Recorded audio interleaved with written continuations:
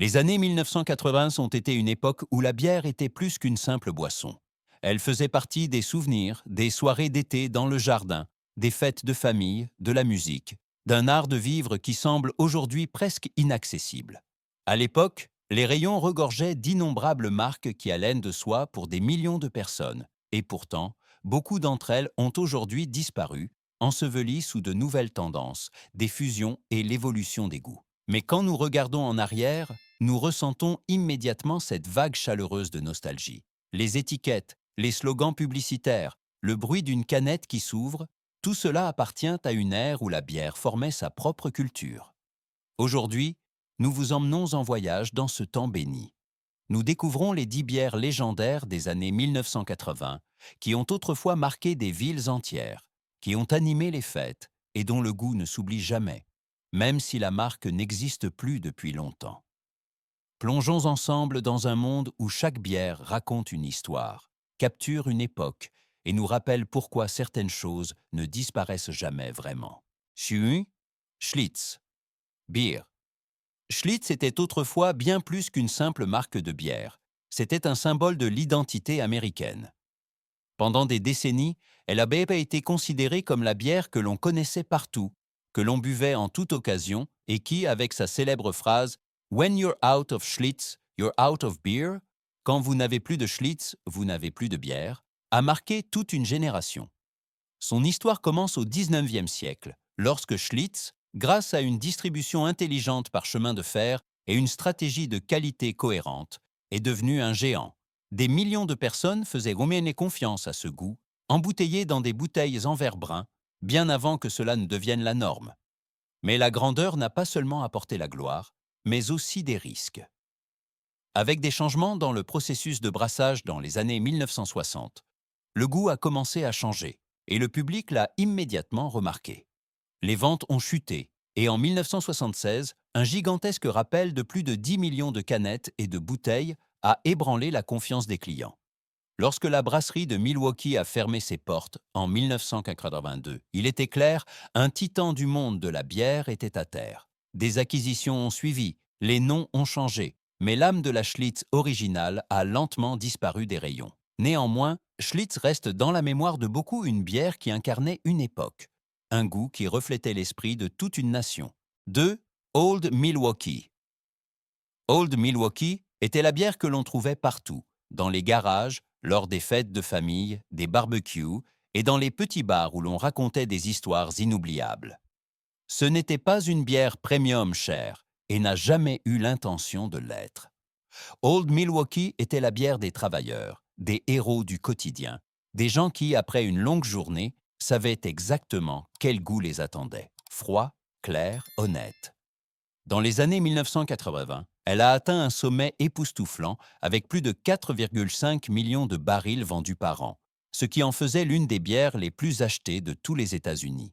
Sa force ne résidait pas seulement dans son prix, mais aussi dans le sentiment de fiabilité qu'elle procurait. Chaque canette avait le goût qu'elle devait avoir, un plaisir simple qui évoquait pourtant un sentiment de chez soi. Mais avec la concurrence croissante, les fusions dans l'industrie brassicole et l'essor de nouvelles tendances en matière de bière, Old Milwaukee a lentement commencé à perdre des parts de marché. Certaines variantes ont complètement disparu, d'autres n'existent plus aujourd'hui que dans de petites niches. Néanmoins, Old Milwaukee reste un élément essentiel de l'histoire de la bière américaine. Une bière qui, pour beaucoup de gens, a fait des années 1980 une décennie inoubliable. 3. Strauss Beer. Strauss était l'une de ces bières que l'on ne se contentait pas de boire. On connaissait son histoire, sa tradition, sa place particulière dans la culture brassicole américaine. Fondée à l'origine par une famille de brasseurs allemands, Strauss a introduit le style de bière européen à Détroit, créant ainsi un goût qui se distinguait de nombreuses autres marques. Le Bohemian Pilsner était particulièrement célèbre, et grâce à sa douce note maltée et son amertume claire et équilibrée, il est devenu un favori pour des millions de personnes. Dans les années 1980, Strauss a atteint son apogée absolu avec environ 7 millions de barils vendus annuellement. Un résultat fier qui a confirmé sa place solide dans les réfrigérateurs à travers les États-Unis. Mais comme tant de grandes marques, Strauss a également subi des pressions. De nouveaux concurrents sont entrés sur le marché, Les coûts de production ont augmenté et une série de décisions commerciales ont conduit l'entreprise à perdre progressivement du terrain. Vers la fin des années 1990, le Strauss Beer original a finalement disparu, un moment qui a profondément touché de nombreux fans de longue date. Cependant, Strauss n'a pas complètement disparu. En 2022, elle est revenue à Détroit avec une réédition limitée, rappelant au monde de la bière pourquoi cette marque faisait autrefois partie des plus grandes. Strauss reste un symbole de tradition, de savoir-faire et de la culture brassicole incomparable du Midwest américain. 4. Rainier Beer. Rainier Beer était plus qu'une simple bière régionale. C'était un morceau de l'identité de tout le Nord-Ouest Pacifique. Née au cœur de Seattle, elle portait en elle l'esprit des montagnes, des forêts et des lacs limpides de cette région. Son goût était inimitable. Maltais, légèrement fruité, avec une pureté qui correspondait parfaitement au caractère rude, mais idyllique du Nord-Ouest. Durant ses meilleures années, Rainier a vendu plus de 3 millions de barils et est devenu un élément essentiel des fêtes, des festivals de musique, des excursions de pêche et des longues soirées d'été passées sur le porche.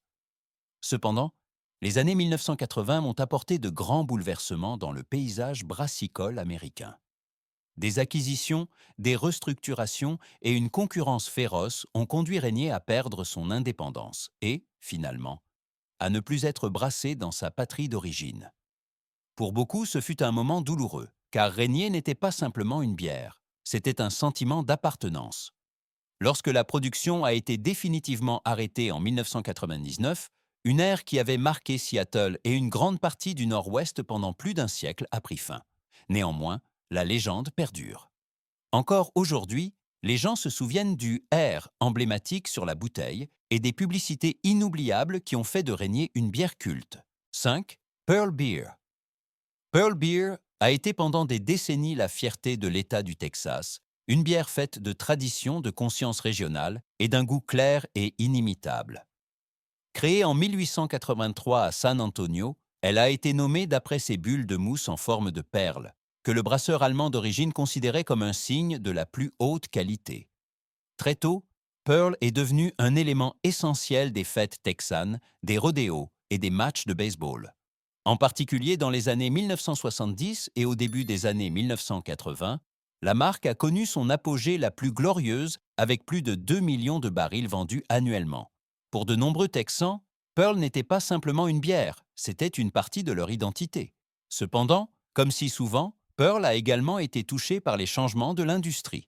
Des acquisitions, des délocalisations de production et une baisse des ventes ont conduit la grande brasserie de San Antonio à devoir fermer ses portes pour toujours en 2001. Pour de nombreux fans, cela a eu l'impression qu'un morceau de l'histoire texane disparaissait. Mais Pearl n'a pas abandonné. En 2020, la marque a connu une renaissance surprenante et émouvante. Pabst a ramené Pearl avec un design frais et une recette modernisée, sans perdre son âme texane. Le retour a été célébré par beaucoup, car il a montré que certaines légendes, même après des décennies de silence, peuvent renaître de leurs cendres. 6. National Bohemian, Natty Bo. National Bohemian, affectueusement surnommé Natty Bo, était bien plus qu'une bière, c'était le cœur liquide de Baltimore. Presque aucune autre marque n'était aussi étroitement liée à une ville que celle-ci. Le célèbre gentleman borgne à moustache, Mr. Bo, est devenu une icône locale que l'on pouvait voir sur les enseignes de pub, les matchs de baseball et d'innombrables fêtes. À son apogée, environ 1,5 million de barils étaient vendus, et un incroyable 90% de ceux-ci rien qu'à Baltimore. Pour les habitants, Natty Bo n'était pas une bière parmi tant d'autres. C'était leur bière, un symbole de communauté, de fierté locale et de la chaleur particulière de cette ville. Son goût était clair, léger et marqué par une simplicité qui convenait parfaitement aux longues soirées d'été au port ou aux nuits animées dans les bars de Fells Point. Cependant, comme tant de marques traditionnelles, Natty Bo a traversé des périodes turbulentes. Des fusions d'entreprises, des changements de sites et l'évolution du marché des boissons ont conduit à la fermeture de la brasserie originale et la bière a finalement continué à exister sous de nouveaux propriétaires. Néanmoins, la recette a été préservée. Et avec son retour en fût en 2011, Baltimore a connu un moment de profonde nostalgie. C'était comme le retour d'un vieux membre de la famille. Aujourd'hui encore, Natibo est considéré comme un morceau d'histoire vivante, et chaque gorgée raconte l'histoire d'une ville qui n'a jamais oublié sa bière. 7. Ballantine Ale. Ballantine Ale fait partie des noms les plus anciens et les plus fiers de l'histoire de la bière américaine. Brassée dès le 19e siècle, elle est devenue une marque que de nombreux connaisseurs considéraient comme l'ale puissante et honnête par excellence. La variante XXXL était particulièrement connue, célèbre pour son amertume marquée, son intense parfum de houblon et un taux d'alcool qui la distinguait clairement des lagers légères de son époque. Dans les années 1940 et 1950, Ballantine a joui d'une immense popularité et a gagné une clientèle fidèle qui appréciait son caractère inimitable, riche en houblon. Mais Ballantine était plus qu'une simple bière, c'était un symbole de persévérance. Pendant la Prohibition, alors que tant de brasseries devaient capituler, la marque a continué à se battre et a survécu en passant au sirop de Malte. Après la fin de la Prohibition, Ballantine a connu une renaissance impressionnante et est même devenue temporairement l'une des plus grandes brasseries du pays. Cependant, au fil des ans, les changements du marché, les fusions et la baisse de la demande ont conduit la brasserie originale à fermer définitivement ses portes en 1972. Malgré tout, Ballantine Ale reste à ce jour l'une des ales les plus importantes de l'histoire des États-Unis. Une bière qui a eu le courage de préserver son caractère intense, même lorsque le marché a radicalement changé. 8. Blatz Beer. Blatz Beer est l'un des grands pionniers, souvent négligés, de l'art brassicole américain. Fondé au milieu du 19e siècle à Milwaukee, une ville qui allait plus tard être considérée comme un véritable bastion de la bière, Blatz a joué un rôle crucial dans le développement du style lager américain. Son fondateur, Valentin Blatz, a créé une bière qui est devenue la boisson quotidienne de nombreuses familles, travailleurs et immigrants à travers les générations. Le goût était classique, clair et terre à terre, caractérisé par un équilibre de malt et une légère amertume qui s'inscrivait parfaitement dans l'époque. Avant même la Prohibition, Blatz était un concurrent sérieux pour d'autres grandes marques, car la production a été rapidement étendue et a vite atteint des proportions impressionnantes.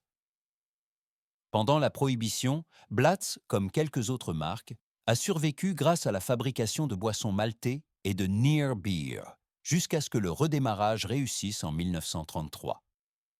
Mais la fin des années 1950 a marqué un tournant. Le projet de rachat par Pabst a été bloqué en raison de préoccupations antitrust et sans ce sauvetage, la brasserie s'est effondrée. En 1959, l'usine Blatz originale a fermé ses portes, mettant ainsi fin à un chapitre autrefois marqué par l'esprit pionnier et la tradition brassicole. Aujourd'hui, le nom ne perdure que sous des propriétaires changeants, comme un souvenir d'une marque qui a contribué à bâtir Milwaukee. 9. Schlitz Malt Liquor, Blue Bull. Schlitz Malt Liquor, souvent simplement appelé Blue Bull, était une bière que l'on reconnaissait immédiatement, non seulement pour son goût puissant, mais surtout pour son logo emblématique du taureau bleu. Ce symbole représentait la force, l'intensité et un caractère inimitable qui a fait de cette bière un produit culte absolu dans les années 1970 et au début des années 1980. Avec une teneur en alcool de près de 6%, elle était plus forte que les lagers classiques et répondait ainsi précisément aux attentes de ceux qui cherchaient quelque chose de plus fort sans renoncer au goût familier de Schlitz. Le sommet de sa popularité fut impressionnant. Environ 1,5 million de barils étaient vendus annuellement. De nombreux fans voyaient dans la Schlitz Malt Liquor un mélange parfait de la tradition de Pabst Blue Ribbon et de la puissance d'autres classiques du malt liquor.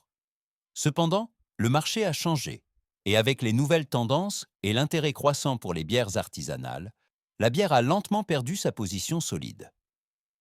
En 1992, elle a finalement été retirée du marché, une coupure qui, pour ceux qui aimaient le Blue Bull, reste douloureuse jusqu'à aujourd'hui.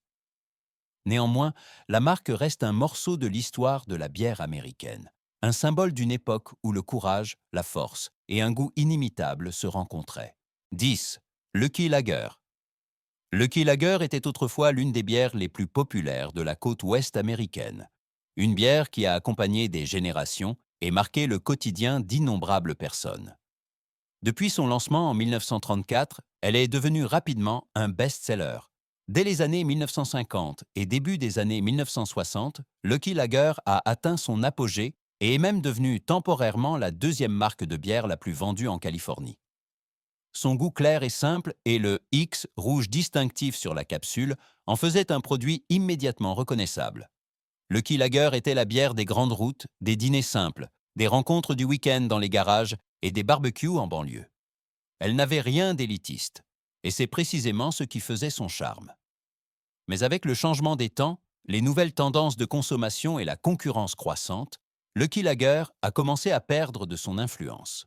Des délocalisations de production, des difficultés économiques et des changements sur le marché ont finalement conduit à l'arrêt progressif de la bière dans les années 1970. Bien que la marque n'existe plus aujourd'hui que comme un souvenir, Lucky Lager reste un symbole d'une époque où boire de la bière était simple, convivial et plein de joie de vivre. Lorsque nous repensons aujourd'hui à ces 10 bières oubliées des années 1980, une chose devient immédiatement claire. Elles étaient plus que des marques, plus que des boissons, plus que des chiffres dans d'anciennes statistiques de vente. Chacune d'elles portait en elle une histoire, des histoires de famille, de ville, de musique, de nuits d'été, de rencontres inoubliables. Ces bières appartenaient à un art de vivre simple, honnête et plein de convivialité. Beaucoup d'entre elles ont disparu parce que le monde a changé, parce que les tendances y sont venues et reparties, parce que les décisions économiques l'emportaient sur la tradition. Pourtant, elles continuent de vivre dans le cœur des gens. Peut-être est-ce précisément ce qui nous lie si fortement à cette époque, le savoir que le goût peut stocker des souvenirs. Une étiquette, un slogan publicitaire, le bruit d'une canette qui s'ouvre. Tout cela peut nous ramener à un moment qui est révolu depuis longtemps, mais qui résonne encore chaleureusement en nous. Certaines de ces bières ont été relancées, d'autres resteront à jamais du passé. Mais qu'elles reviennent ou n'existent que dans nos mémoires. Elles nous rappellent à quel point les petites choses façonnent nos vies. Laquelle de ces marques vous a le plus manqué ?